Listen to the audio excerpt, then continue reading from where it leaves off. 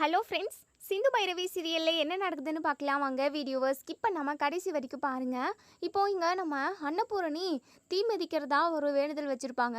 So தீ மிதிக்கிறதுக்காக எல்லா அரேஞ்ச்மெண்ட்டுமே நடக்குது. ஸோ நம்ம அன்னபூரணி சாமியை வேண்டிக்கிட்டு தீ குண்டத்தில் கீழே காலை வச்சு கொஞ்சம் தூரம் நடக்க ஆரம்பிக்கிறாங்க. உடனே அப்படியே மயக்கம் வர மாதிரி பண்ணவும் உடனே நம்ம சிவாவும் ஆறுமுகமும் வந்து பிடிச்சி பக்கமாக கூட்டிகிட்டு வந்து உட்கார வைக்கிறாங்க. பெரியம்மா, நான் அப்போவே சொன்னேன், இதெல்லாம் வேண்டாம், உங்களுக்கு பிபி எல்லாம் இருக்குன்னு சொல்லிட்டு, ஏன் பெரியம்மா சொல்கிறத கேட்க மாட்டேங்கிறீங்க அப்படின்னு சொல்லிட்டு. சிவா, அறுமுகம், நான் இந்த வேண்டுதலை உடனே முடிச்சு ஆகணும், முழுசாக முடிக்கல அப்படின்னா ஏதாவது சாமி குத்தம் ஆகிடும் அப்படின்னு சொல்லிட்டு எங்கே நம்ம அன்னபூரணி ரொம்பவே பயப்படுறாங்க. சிந்து இருந்துட்டு நான் பண்ணுறேன் அத்தை அப்படின்னு சொல்லிட்டு சொல்லவும், ஆனால் நம்ம அன்னபூரணி மறுக்கிறாங்க. உடனே இங்கே பூசாரி இருந்துட்டு ரத்த பந்தம் இல்லாதவங்க யார் வேணாலும் செய்யலாம், சிந்துவே இந்த பூஜையை அதாவது இந்த பரிகாரத்தை செய்யட்டுமா அப்படின்னு சொல்லிடுறாங்க. சிந்துவுமே இங்கே பரிகாரத்தை நல்லபடியாக செஞ்சு முடிக்கிறாங்க. அப்போ தான் கொஞ்சம் நம்ம அன்னபூர்ணிக்கு சந்தோஷமாக இருக்குது. இருந்தாலும் சிந்து இந்த பரிகாரத்தை செஞ்சது சுத்தமாக பிடிக்கல. அதனால பயங்கரமாக கோவப்படுறாங்க. அந்த கோவம் இன்னும் அதிகமாகி ப்ரெஷர் அதிகமாகி அவங்களுக்கு பிபி ஹை ஆகிடுது. ரொம்ப அளவுக்கு மீறி அதிகமாக போனதுனால மயக்கம் போட்டு ஃபுல்லாகவே கீழே விழுந்துடுறாங்க. ஸோ நம்ம ஆறுமுகம், பைரவி இவங்க எல்லாருமே ரொம்பவே பதட்டமாக வந்து முகத்தில் தண்ணி தெளிக்கவும் நம்ம அன்னபூரணி எந்திரிக்கவே இல்லை. உடனே சிவா இருந்துட்டு, என்ன பூசாரி ஐயா, இந்த வேண்டுதலை சிந்து கூட செய்யலான்னு சொல்லிட்டு நீங்கள் தானே சொன்னீங்க, சிந்துவுமே பரிகாரத்தை நல்லபடியாக செஞ்சு முடிச்சிட்டா, ஆனாலும் பெரியம்மாவுக்கு இப்படி ஆயிடுச்சு அப்படின்னு சொல்லவும் உடனே இங்கே பூசாரி இருந்துட்டு, என்னப்பா இந்த நேரத்தில் இப்படி பேசிக்கிட்டு இருக்கீங்க, அவங்களுக்கு ஏதோ அதிகமாக இது பிபி சர்க்கரை ஏதாவது இருக்கா அவங்களுக்கு? ஆமாம் இருக்குது அப்படின்னு சொல்லவும், ஒருவேளை அது அதிகமாக இருக்கலாம், அவங்க நிறைய அதாவது மனசுக்குள்ளே போட்டு அழுத்தமான ஒரு விஷயத்த நினச்சிக்கிட்டு இருந்தாலோ இல்லை அதிகமாக கோவப்பட்டாலோ இப்படி ஏதாவது ஆகும், நீங்கள் உடனே ஹாஸ்பிட்டலுக்கு போய் பாருங்கள், இது வேறு ஒன்றும் இல்லைன்னு தான் நான் நினைக்கிறேன் அப்படின்னு சொல்லிட்டு பூசாரி சொல்கிறாங்க. ஸோ உடனே இங்கே நம்ம அன்னபூரணியை எல்லாருமே ரொம்பவே பதற்றத்தோட ஹாஸ்பிட்டல் கொண்டு போயிட்டு அட்மிட் பண்ணுறாங்க. இங்கே டாக்டர்ஸுமே ட்ரீட்மெண்ட் கொடுத்துக்கிட்டு இருக்காங்க. நம்ம சிவாவுக்கும் ஆறுமுகத்துக்கும் ரொம்பவே பதட்டமாக இருக்குது. ஆறுமுகம் பயங்கரமாக அழுக செஞ்சிடுறாங்க. பைரவி பக்கம் வந்து, இங்கே பாரு ஆறுமுகம், அழுகாமல் இரு, கண்டிப்பாக அத்தைக்கு எதுவுமே ஆகாது, அத்தை வந்து மற்றவங்களுக்கு நல்லது செஞ்சு தான் பழக்கமே தவிர ஒரு நாளும் யாருக்குமே கெட்டது செஞ்சது கிடையாது. அப்படி இருக்கிறப்போ அவங்க செஞ்ச புண்ணியமே அவங்கள காப்பாற்றும் அப்படின்னு சொல்லிட்டு பைரவி ஆறுமுகத்துக்கு ஆறுதல் சொல்கிறாங்க. ஸோ நம்ம சிந்துவுமே பயங்கரமாக அழுதுகிட்டு இருக்காங்க. உடனே இங்கே மகா வந்து, இங்கே பாரு சிவா, இவளால் தான் எல்லாமே நடந்தது, இவ மனசில் அவ்வளோ கெட்ட எண்ணம், இவ மட்டும் அந்த பரிகாரத்தை வந்து செய்யாமல் இருந்திருந்தா அன்னபூர்ணி அக்காவுக்கு இப்படி நடந்திருக்காது, ஏதோ சாமி குத்தம் தான் நான் நினைக்கிறேன் அப்படின்னு சொல்லிட்டு மகா வந்து சொல்லவும், சிவா இருந்துட்டு, இங்கே பாருங்கள் பூசாரியே அதெல்லாம் எதுவும் இல்லைன்னு சொல்லிட்டாரு, நீங்கள் என்ன சும்மா கதை கட்டிக்கிட்டு இருக்காதீங்க, இப்போதைக்கு பெரியம்மாவுக்கு எதுவும் ஆகாமல் இருக்கணும், அதை மட்டும் பாருங்கள், தேவையில்லாமல் கண்டதை பேசி இன்னொரு பிரச்சனையை கிளப்பணும்னு சொல்லிட்டு நீங்கள் நினைக்காதீங்கம்மா அப்படின்னு சொல்லிட்டு சிவா வந்து சொல்கிறாங்க. இப்போது இங்கே நம்ம டாக்டர் வந்து அப்போ தான் வெளியே வராங்க. உடனே சிவா இருந்துட்டு, டாக்டர் என்னாச்சு பெரியம்மாக்கு, நீங்கள் என்ன ஏதுன்னு கொஞ்சம் பார்த்துட்டிங்கள, நானும் செக் பண்ணேன், பிபி ஹையாக இருந்தது, மற்றபடி என்னால் அங்கேருந்து எதுவுமே செய்ய முடியல, பதட்டத்தில் எனக்கு என்ன பண்ணுறதுன்னு எனக்கு தெரியல, நானுமே ஒரு டாக்டர் தான், இருந்தாலும் அந்த பதட்டம் பயம்னு எனக்கும் இருக்கும்ல, மற்ற பேஷண்ட்டுக்கு நான் கரெக்டாக எல்லாமே செஞ்சிடுறேன், எங்கள் குடும்பத்தில்னு ஒருத்தவங்களுக்கு ஏதாவது ஒன்றுனா அதை சடான என்னால் பதட்டத்தில் பார்க்க முடியல, பிபி மட்டும் ஹையாக இருக்கிறத கண்டுபிடிச்சேன், அது ஏதாவது ஒன்று ஆகிடுமோன்னு சொல்லிட்டு தான் ஹாஸ்பிட்டலுக்கு கொண்டு வந்தோம், நீங்கள் செக் பண்ணிட்டீங்களே, பெரியம்மாவுக்கு எதுவும் இல்லைல்ல, அவங்க உயிர் பொழைச்சிருவாங்களே அப்படின்னு சொல்லி கேட்கவும், உடனே இங்கே நம்ம டாக்டர் இருந்துட்டு, இங்கே பாருங்கள் சிவா, உயிர் பொழைக்கிறதுன்றது ரொம்ப ரொம்ப கஷ்டம், ஏன்னா அவங்களுக்கு ஏற்கனவே தலையில் அடிபட்டிருக்கு, அது மட்டும் இல்லாமல் அவங்களுக்கு பிளட் கேன்சருமே இருக்குது அப்படின்னு சொல்கிறாங்க. இதை கேட்டால் இங்கே நம்ம சிவா, ஆறுமுகம் எல்லாருமே பயங்கரமாக ஷாக்காக வராங்க. என்ன டாக்டர் சொல்கிறீங்க, பிளட் கேன்சரா அப்படின்னு சொல்லிட்டு. ஆமாம், இதுக்கு முன்னாடியே நீங்கள் பார்த்துருக்கணும், இது 4வது ஸ்டேஜ், இவங்களை காப்பாற்றுறது ரொம்ப ரொம்ப கஷ்டம், எல்லாமே அந்த கடவுள் கையில் தான் இருக்குது அப்படின்னு சொல்கிறாங்க. டாக்டர், எப்படியாவது பெரியம்மாவை காப்பாற்றணும், எவ்வளோ செலவானாலும் சரி நாங்கள் பார்த்துக்குறோம், தயவு செஞ்சு என் பெரியம்மாவை காப்பாற்றி கொடுத்துருங்க டாக்டர் அப்படின்னு சொல்லிட்டு இங்கே நம்ம சிவா வந்து கெஞ்சி கதறி அழுகிறாரு. டாக்டரோட கையை பிடிச்சிக்கிட்டு பயங்கரமாக அழுகிறாங்க. டாக்டர் இருந்துட்டு, இங்கே பாருங்கள் சிவா, நீங்களும் ஒரு டாக்டர் தான், நான் சொல்கிறது உங்களுக்கு நல்லாவே புரியும்னு நினைக்கிறேன். எங்களால் முடிஞ்ச அளவுக்கு நாங்கள் ட்ரீட்மெண்ட் கொடுத்துக்கிட்டு தான் இருக்கோம். மற்றபடி அதுக்கப்புறம் எல்லாமே அந்த கடவுள் செயல் தான். பெரிய டாக்டர்ஸ் எல்லாத்துக்குமே இன்ஃபார்ம் பண்ணி வர வச்சுட்டோம். உடனடியாக ஒரு சர்ஜரி பண்ணணும் அப்படின்னு சொல்கிறாங்க.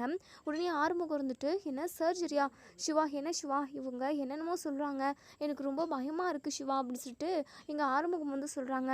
சிவாவோ, இங்கே பாரு ஆறுமுகம், அப்படிலாம் எதுவும் ஆக விடாமல் நான் பார்த்துக்கிறேன், கண்டிப்பாக அவங்களுக்கு அம்மாவுக்கு பெரியம்மாவுக்கு எதுவுமே நடக்காது அப்படின்னு சொல்லிட்டு எங்கள் சிவா தைரியம் சொல்கிறாங்க. ஸோ இப்போது டாக்டர் இருந்துட்டு சிவாவை தனியாக கூட்டிகிட்டு போய் பேசுகிறாங்க. சொல்லுங்கள் டாக்டர், எல்லார் முன்னாடியுமே எல்லா விஷயத்தையுமே சொல்லிட்டீங்க, என்ன எதுக்காக தனியாக கூட்டிகிட்டு வந்தீங்க அப்படின்னு சொல்லி கேட்கவும், இல்லை சிவா, சர்ஜரி பண்ணி ஆகணும், பண்ணலைனாலுமே பெரிய ஆபத்து, பண்ணினாலுமே அவங்க உயிர் பொழைப்பாங்களா என்னன்னு தெரியல, டவுட்டு தான். என்ன முடிவு எடுக்கிறீங்களே நீங்கள் எடுங்க, ஆனால் கன்ஃபார்ம் கம்பல்சரி இன்னைக்குள்ளே பெரிய சர்ஜரி பண்ணி தான் ஆகணும் அப்படின்ற மாதிரி இங்கே நம்ம டாக்டர் வந்து சிவா கிட்ட சொல்லிடுறாங்க. சிவாவுக்கு அப்படியே நெஞ்சில் இடியை தூக்கி போட்ட மாதிரி இருக்குது. என்ன பண்ணுறதுனே அவங்களுக்கு சுத்தமாக புரியல.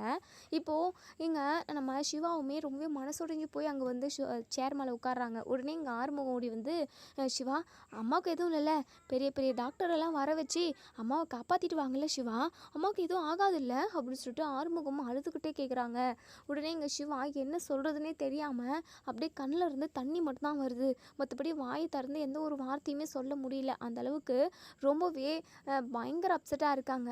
ஸோ இங்கே நம்ம மகா இருந்துட்டு, என்ன சிவா ஏயா இப்படி இருக்க, அக்கா பொழைச்சிருவாங்கல்ல, அக்கா இல்லைன்னா நம்ம எல்லாருமே எப்படியா இருக்க முடியும், ஐயோ கடவுளே, அதை கொஞ்சம் கூட யோசிச்சு கூட பார்க்க முடியாது அப்படின்னு சொல்லிட்டு எங்கள் மகா ஒரு பக்கம் அப்படியே சும்மா நடிக்கிறாங்க. இங்கே மகாவும் எசிக்கியும் பயங்கர சந்தோஷமாக இருக்காங்க. ஸோ மகா மனசுக்குள்ளே நினைக்கிறாங்க, அன்னபூர்ணி அக்கா மட்டும் போய் சேர்ந்துட்டாங்க அப்படின்னா அதுக்கப்புறம் நம்ம இந்த வீட்டவே கட்டி காப்பாற்றணுன்றதை விட ஒட்டுமொத்த சொத்தையுமே நம்ம ஆண்டு அனுபவிக்கணும் அப்படின்னு சொல்லிட்டு மகா பயங்கர ஹாப்பியாக இருக்காங்க.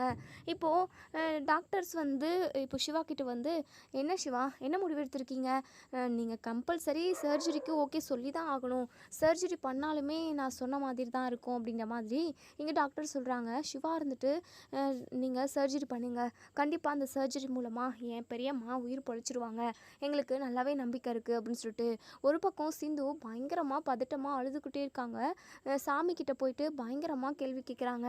என் அத்தை யாருக்கு என்ன துரோகம் பண்ணாங்க, என் அத்தைக்கு ஏன் இவ்வளோ பெரிய கஷ்டத்தை கொடுத்துருக்க நீ, என் அத்தைக்கு எதுவும் ஆகக்கூடாது, என் அத்தை நல்ல மாதிரியாக உயிர் பொழைச்சி வீட்டுக்கு வந்துடணும், டாக்டர்ஸ் எல்லாருமே என்னென்னமோ சொல்கிறாங்க, தயவு செஞ்சு என் அத்தையை காப்பாற்றி கொடு கடவுளே, நீ எப்போவுமே என்னை கைவிட மாட்டேன்னு சொல்லிட்டு நான் இப்போ வரைக்குமே நம்புகிறேன், கண்டிப்பாக என்னை கைவிட மாட்டேன், என் அத்தையை கண்டிப்பாக நீ உயிர் காப்பாற்றி கொடுத்துருவேன்னு எனக்கு நிறையவே நம்பிக்கை இருக்குது, அதுக்காக நான் நிறைய பரிகாரம் செய்கிறேன், என் அத்தை வந்து கண் விழிச்சு நல்லபடியாக உட்காந்து பேசுகிற வரைக்கும் நான் இந்த சன்னதியில் தான் இருப்பேன், இந்த சன்னதியில் ஒவ்வொரு வேண்டுதலாக நான் செஞ்சுக்கிட்டே இருப்பேன், என்னுடைய வேண்டுதலை நீ ஏற்றுக்கிட்டு என் அத்தையை நீ எனக்கு காப்பாற்றி கொடுக்கணும் அப்படின்னு சொல்லிட்டு இங்கே நம்ம சிந்து வந்து இப்போ ஃபஸ்ட்டு மண் சாதம் சாப்பிட்றது, அதுக்கப்புறம் அங்க பிரதர்ஷனம், அதுக்கப்புறம் 108 தேங்காய் உடைக்கிறது, அதுக்கப்புறம் படிக்கட்டு ஒவ்வொரு அதாவது 108 படிக்கட்டை முட்டி போட்டுக்கிட்டு ஏறி வந்து சாமி கும்பிட்றதுன்னு சொல்லிட்டு ஒவ்வொரு பரிகாரமாக அவங்க பாட்டுக்கு செஞ்சுக்கிட்டே இருக்காங்க. மயக்கம் வர மாதிரி இருக்குது, கொஞ்சம் கூட சாப்பிட கூட இல்லை. அதாவது அன்னபூர்ணி வந்து உயிர் பொழைச்சிட்டா போதுன்ற மாதிரி இங்கே நம்ம சிந்து வந்து நினைக்கிறாங்க. ஸோ சாப்பிடாம பச்சை தண்ணி கூட குடிக்காமல் ஒவ்வொரு வேண்டுதலாக பண்ணிக்கிட்டு இருக்காங்க. இன்னொரு சைடு இங்கே மகா நினைக்கிறாங்க, கண்டிப்பாக அன்னபூரணியோட உசுறு போயிடும், காலி ஆகிடும், இனிமேல் நம்ம நினச்சது தான், நம்ம வச்சது தான் சட்டம், நம்ம சொல்கிறத கேட்டு தான் அந்த ஒட்டுமொத்த ஃபேமிலியே நகரப்போகுது, இனிமேல் இந்த பைரவிக்கும் சிந்துக்கும் இருக்குது ஆப்பு அப்படின்ற மாதிரி தான் எங்கள் மகா வந்து நினச்சிக்கிட்டு இருக்காங்க. அன்னபூர்ணிக்கு இப்படி ஆயிடுச்சுன்னு சொல்லிட்டு ஒரு நிமிஷம் கூட இங்கே இந்த மகா வந்து கொஞ்சம் கூட ஃபீல் பண்ணல. அவங்க எப்போ போய் சேருவாங்க, எப்போ ஒட்டுமொத்த சொத்தையுமே ஆண்டு அனுபவிக்கலாம் அப்படின்ற மாதிரி தான் யோசிச்சுக்கிட்டு இருக்காங்க. ஸோ இங்கே நம்ம பைரவிக்குமே பயங்கர வருத்தமாக இருக்குது. இப்போது சர்ஜரியுமே ஸ்டார்ட் பண்ணிடுறாங்க. இப்போது சிவா ஒவ்வொரு நிமிஷமும் அவ்வளோ பதட்டமாக இருக்கார். இப்போ வரைக்குமே அவரோட வாழ்க்கையை விட நம்ம அன்னபூர்ணியோட வார்த்தையும் அன்னபூர்ணியும் தான் ரொம்ப முக்கியன்ற மாதிரி நம்ம சிவா இருந்திருப்பார். நம்ம எத்தனையோ விஷயத்தில் பார்த்துருப்போம். நம்ம சிந்து கிட்ட கூட நம்ம சிவா வந்து சிவாவுக்கு சிந்துவை பிடிச்சிருந்துமே சிந்துக்கிட்ட சரியாக பேச மாட்டாங்க. அதே சமயம் அதாவது அன்னபூர்ணி சொன்ன ஒரே ஒரு வார்த்தைக்காக இப்போ வரைக்குமே தன்னோட மனசில் உள்ள ஆசை எல்லாத்தையுமே அப்படியே மூடி புதைச்சி வச்சுக்கிட்டு இருக்காங்கன்னு கூட சொல்லலாம் நம்ம சிவா.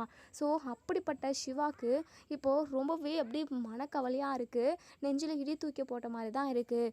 ஒவ்வொரு நிமிஷமும் ஒவ்வொரு நொடியும் அவங்களுக்கு நகர்றது ரொம்ப ரொம்ப ஒரு மாதிரி கொடூரமான வாழ்க்கைன்ற மாதிரி நரகத்தில் இருக்கிற மாதிரி இருக்குது. பெரியம்மா உயிர் பொழிச்சு வந்துடணும்னு சொல்லிட்டு பயங்கரமாக ஃபீல் பண்ணி தனியாக உட்காந்து அழுகுறாங்க. இப்போது இங்கே நம்ம ஆறுமுகம் இருந்துட்டு பைரவி கிட்ட, பைரவி அம்மாவுக்கு எதுவும் ஆகாதுல்ல, அம்மா உயிர் பொழிச்சிருவாங்கல்ல அப்படின்னு சொல்லிட்டு பயங்கரமாக அழுகுறாங்க. இப்போ சர்ஜரியுமே நடந்து முடிஞ்சிருச்சு. இங்கே டாக்டர்ஸுமே வெளியே வந்து, சிவா சர்ஜரி நல்லபடியாக நடந்து முடிஞ்சிருச்சு, இதுக்கப்புறம் அவங்க கண் விழிச்சு நார்மலாக சாப்பிட ஆரம்பிச்சிட்டாங்க அப்படின்னா அவங்களுக்கு ஒரு பிரச்சனையும் இல்லை. 1 ஹவர் டைம், 1 ஹவருக்குள்ளே கண் முழிக்கணும். அப்படி 1 ஹவருக்கு மேலே ஆச்சு அப்படின்னா அவங்க கண்டிப்பாக உயிர் பொழைக்க மாட்டாங்க அப்படின்ற மாதிரி இங்கே டாக்டர் வந்து சொல்கிறாங்க. இதை கேட்டால் இங்கே நம்ம பைரவி எல்லாருமே ரொம்பவே பயந்து போயிருக்கிறாங்க. ஒவ்வொரு நிமிஷமும் ரொம்பவே கடுமையாக கடக்க வேண்டியதாக இருக்குது. இன்னொரு சைடு இங்கே நம்ம சிந்து இருந்துட்டு இப்போது தீ மிதிக்கிறாங்க. நெக்ஸ்ட்டு நெருப்பு, அதாவது தீச்சட்டி எடுக்கிறாங்க. இப்படி ஒவ்வொன்றா பண்ணிக்கிட்டே இருக்கவும் பூசாரி இருந்துட்டு, ஏம்மா இவ்வளோ உடம்ப போட்டு வருத்திக்கிற, இந்த மாதிரி வேண்டுதல் பண்ணவங்கள நான் எங்கேயுமே பார்த்ததில்ல, இந்த கடுமையான வேண்டுதலை அந்த ஆத்தா ஏற்றுக்கிட்டு கண்டிப்பாக நீ நினைக்கிறத நிறைவேற்றி கொடுப்பா அப்படின்னு சொல்லிட்டு இங்கே நம்ம சிந்துக்கிட்ட நம்ம பூசாரி வந்து சொல்கிறாங்க, ஐயா உங்கள் வாய் வார்த்தை பழிக்கட்டும், என் அன்னபூர்ணியத்தை உயிர் பொழைச்சி வரணும், அவங்க இருந்தாங்க அப்படின்னா ஒரு ஊர் இருக்கிறதுக்கு சமம், அந்த அளவுக்கு எங்களுக்கு பக்கபலமாக இருப்பாங்க, யாருக்கும் எந்த துரோகம் நினைக்காத என் அன்னபூர்ணியாத்திக்கு இப்படி ஒரு நிலைமையாக வரணும். தப்பு செய்கிறவங்கலாம் எத்தனையோ பேர் இருக்காங்க, ஆனால் ஒரு தப்பையும் செய்யாமல் பக்கத்தில் உள்ளவங்க, அதாவது கூட உள்ளவங்க எல்லாருமே நல்லா இருக்கணும் அப்படின்றதுக்காக கூட இருக்கிறவங்களுக்கு எவ்வளவோ செஞ்சவங்க என் அன்னபூர்ணியாத்தை. அது மட்டும் இல்லாமல் ஊரில் உள்ள கஷ்டப்படுற குடும்பங்களுக்கு எல்லாருக்குமே நிறைய பணம் கொடுத்து உதவி இருக்காங்க. இப்படி எவ்வளவோ நல்லது செஞ்சு புண்ணியத்தை சேர்த்த என் அத்தைக்கு இப்படி ஒரு நிலைமை வரணும், கண்டிப்பாக என் அத்தை உயிர் பொழிச்சு வரணும், அப்படி இல்லைன்னா இந்த சாமி உண்மையாகவே கல் தான், உண்மையாகவே இதுக்கு சக்தி இல்லைன்னு சொல்லிட்டு நான் முடிவே பண்ணிடுவேன் அப்படி இப்படின்னு சொல்லிட்டு சிந்து அவங்க பாட்டுக்கு எங்கள் பூசாரிக்கிட்ட பேசிக்கிட்டு இருக்காங்க. இன்னொரு சைடு இங்கே 1/2 hour ஆகுது, இன்னும் 1/2 hour தான் இருக்குது. ஸோ 1/2 hourக்குள்ளே நம்ம அன்னபூர்ணி வந்து கண் விழிக்கணும். அப்படி இல்லை அப்படின்னா அவங்க இனிமேல் உயிர் பொழைக்கவே மாட்டாங்கன்ற மாதிரி தான் டாக்டர் சொல்லிட்டு போயிருப்பாங்க. ஸோ இதோட இந்த ரிவ்யூ முடியுது. இதுக்கப்புறம் என்ன நடக்கும் சொல்லி வெயிட் பண்ணி பார்ப்போம் ஃப்ரெண்ட்ஸ். வீடியோ பிடிச்சிருந்தா லைக் பண்ணி கமெண்ட் பண்ணி தெரிவிங்க. ஸோ ரொம்ப முக்கியம் அப்படின்னா அன்னபூரணி வந்து உயிர் பொழைச்சிடணும், அவங்களுக்கு எந்த ஒரு ஆபத்தும் இருக்கக்கூடாது, அவங்க திரும்பவும் உயிர் பெற்று வந்து தன்னோட பிள்ளைங்க கூட, அது மட்டும் இல்லாமல் அவங்க மருமகன் கூடன்னு சொல்லிட்டு அவங்க வாழ்க்கையை சந்தோஷமாக என்ஜாய் பண்ணி வாழணும். அது மட்டும் இல்லாமல் இந்த மகாவை வீட்டை விட்டு துரத்தி அடிக்கணும். இந்த மகா இருக்கிற வரைக்கும் அன்னபூர்ணியோட வீடு விளங்காது. அதனால் அன்னபூர்ணி இந்த மகாவை வேலையாக வீட்டை விட்டு துரத்துனா ரொம்ப நல்லாயிருக்கும். சிவா சிந்துன்னு ஒன்று சேர்ந்து சந்தோஷமாக அவங்க 2 பேரும் வாழணும். ஆறுமுகத்தை நம்ம பைரவி தன்னோட கணவனாக ஏற்றுக்கிட்டு அவங்களும் ஒரு பக்கம் சந்தோஷமாக இருக்கணும். இவங்க 2 பேரும் சந்தோஷமாக இருக்கிறத பார்த்து நம்ம அன்னபூர்ணியுமே சந்தோஷப்படணும். முக்கியமாக நம்ம அன்னபூர்ணி உயிர் பொழைச்சி வரணும் அப்படின்னா கமெண்ட் பாக்ஸில் கமெண்ட் பண்ணி தெரிவிங்க. தேங்க்யூ.